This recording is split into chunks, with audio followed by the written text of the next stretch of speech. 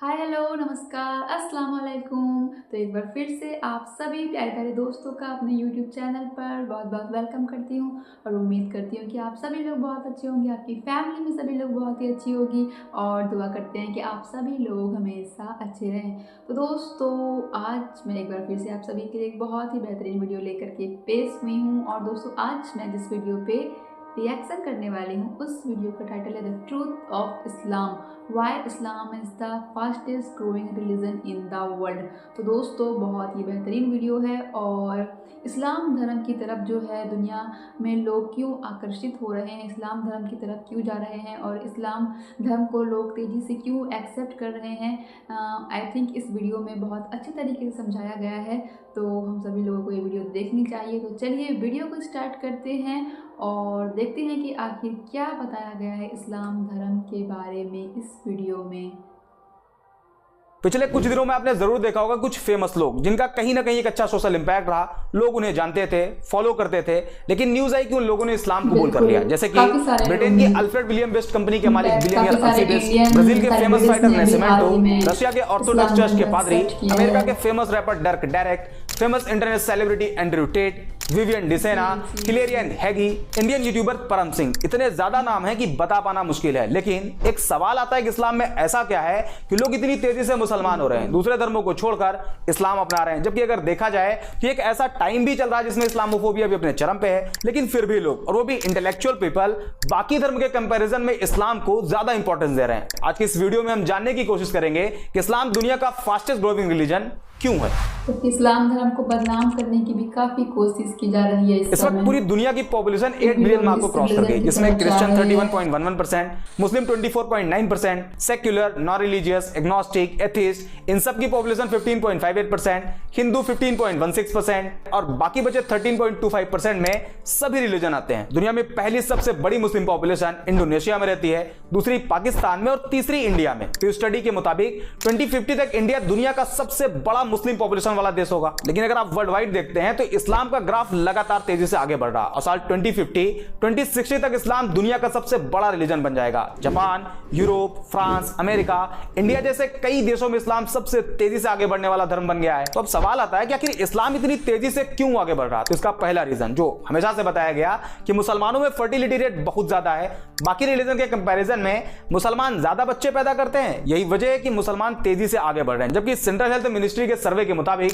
मुसलमानों के बीच fertility rate भी कम हुआ है। दूसरा रीजन, दूसरे धर्म के लोग तेजी से इस्लाम की तरफ अट्रैक्ट हो रहे हैं। पर डे कहीं ना कहीं से न्यूज आती है किसी फेमस इंडिविजुअल ने इस्लाम धर्म अपना लिया। कहीं कोई फेमस बिलियनियर होता है, तो कभी कोई फेमस फाइटर, तो कभी कोई फेमस रैपर, सेलिब्रिटी। ये उन लोगों की खबरें होती है जो कहीं ना कहीं फेमस होते हैं, लोग उन्हें फॉलो करते हैं। लेकिन ऐसे भी बहुत से लोग हैं जो इस्लाम अपना तो रहे हैं, लेकिन आम लोग होने की वजह से उन्हें सोशल मीडिया पर या न्यूज पोर्टल पर जगह ही नहीं मिल पाती। एक मोटा मोटा आंकड़ा आपको बताते हैं। द न्यूयॉर्क टाइम के मुताबिक अमेरिका के टोटल मुस्लिम पॉपुलेशन में 25% कन्वर्टेड मुस्लिम है और एक एस्टिमेट के हिसाब से करीब 20,000 से ज्यादा अमेरिकी हर साल इस्लाम कबूल कर लेते हैं। इसी तरह ब्रिटेन में करीब 6,000 लोग इस्लाम धर्म में शामिल हो जाते हैं। जापान भी एक ऐसा देश है जहां लोग तेजी से इस्लाम की तरफ आ रहे हैं। वसेदा यूनिवर्सिटी के अकॉर्डिंग पिछले 10 सालों में जापान में मुसलमानों की आबादी डबल से भी ज्यादा हो गई, जिसमें करीब 50,000 से ज्यादा जापानी लोगों ने इस्लाम कबूल कर लिया। और अभी हाल ही में एक रिपोर्ट आई जिसमें बताया गया कि दुनिया में मुस्लिम पॉपुलेशन 2 बिलियन मार्क को क्रॉस कर गई, जिसमें एक बड़ा नंबर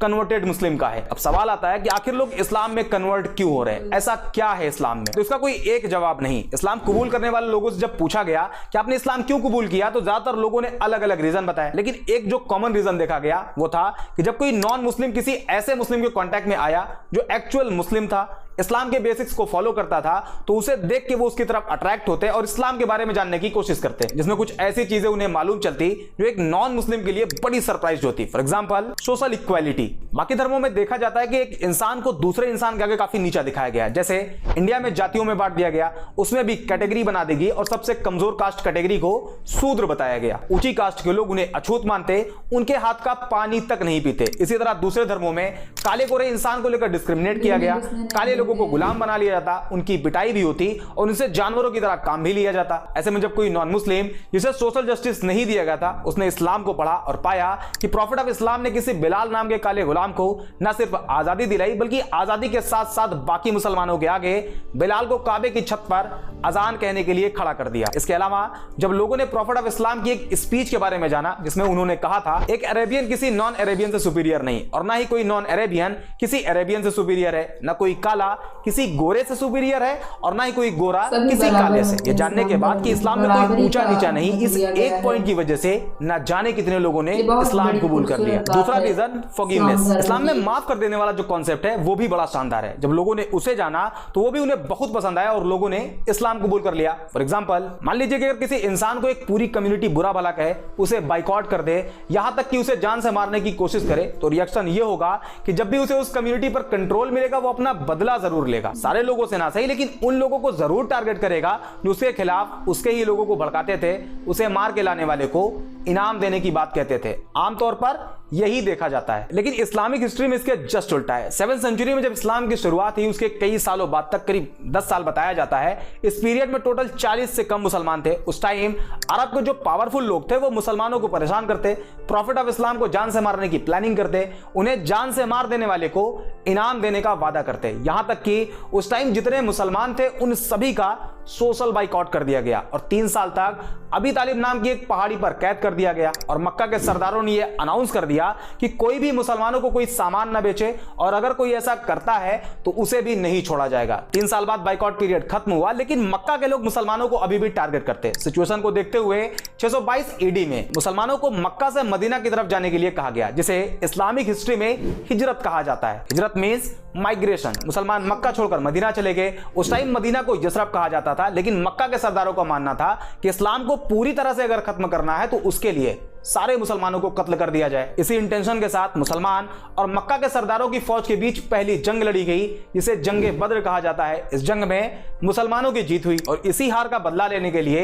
एक बार फिर मक्का के सरदारों की फौज निकली और इस्लाम की दूसरी जंग लड़ी गई, जिसे जंगे उहूद कहा जाता है। लेकिन 10 साल बाद जो मुसलमान मक्का छोड़कर मदीना चले गए थे वो एक मजबूत ताकत बनकर मक्का में वापसी करते हैं। उस टाइम मक्का के उन सरदारों में यह डर फैल गया कि हमने तो मुसलमानों को बहुत टॉर्चर किया है, प्रॉफिट ऑफ इस्लाम को जान से मारने की कोशिश करी है, आज मुसलमान हमसे ज्यादा पावरफुल हैं और अब वो हमें नहीं छोड़ेंगे। इस डर से बहुत से लोगों ने सरेंडर कर दिया और बहुत से लोग मक्का छोड़कर भाग गए। लेकिन जब प्रॉफिट ऑफ इस्लाम ने अपनी बात कहनी शुरू करी तो लोगों ने जो सोच रखा था वो उसके जस्ट उल्टा था और एक पब्लिक अनाउंसमेंट करी गई कि जिन जिन लोगों ने मुसलमानों को परेशान किया था, मुसलमानों को मारा था, मक्का छोड़कर मदीना जाने के लिए मजबूर किया था, उन सभी को माफ किया जाता है। ये एक सेंटेंस इतना इफेक्टिव साबित हुआ कि जो पहले इस्लाम को खत्म करना चाहते थे उन सभी ने इस्लाम कबूल कर लिया। और आज भी इसका इंपैक्ट इतना ज्यादा है कि जब कोई नॉन मुस्लिम इस्लाम के इस चैप्टर को पढ़ता है तो इस्लाम की तरफ अट्रैक्ट होता है। तीसरा और सबसे बड़ा रीजन है बिहेवियर। आज सोशल मीडिया पर इस्लाम की जिस इमेज को प्रेजेंट किया जा रहा है वो इस्लाम की रियलिटी नहीं। हालांकि मैं ये भी क्लेम नहीं कर रहा कि इस्लामिक बेसिक्स के अकॉर्डिंग सारे मुसलमानों का बिहेव अच्छा है। इस्लाम तो कहता है कि शराब पीना हराम है और शराब सभी बुराइयों की मां है, लेकिन फिर भी आज का मुसलमान शराब की ठेकों की लाइन में आपको लगा हुआ दिखाई देगा। बट अनदर हैंड कुछ मुस्लिम्स ऐसे भी हैं जिनका behave as it is Islamic basics के हिसाब से आज भी है। फॉर एग्जांपल, इस्लाम अपने मानने वालों को कहता है कि अगर तुम्हारे घर में एक रोटी हो और तुम्हारा पड़ोसी भूखा हो तो तुम्हारे लिए जरूरी है कि उसमें से आधी रोटी अपने पड़ोसी को दो।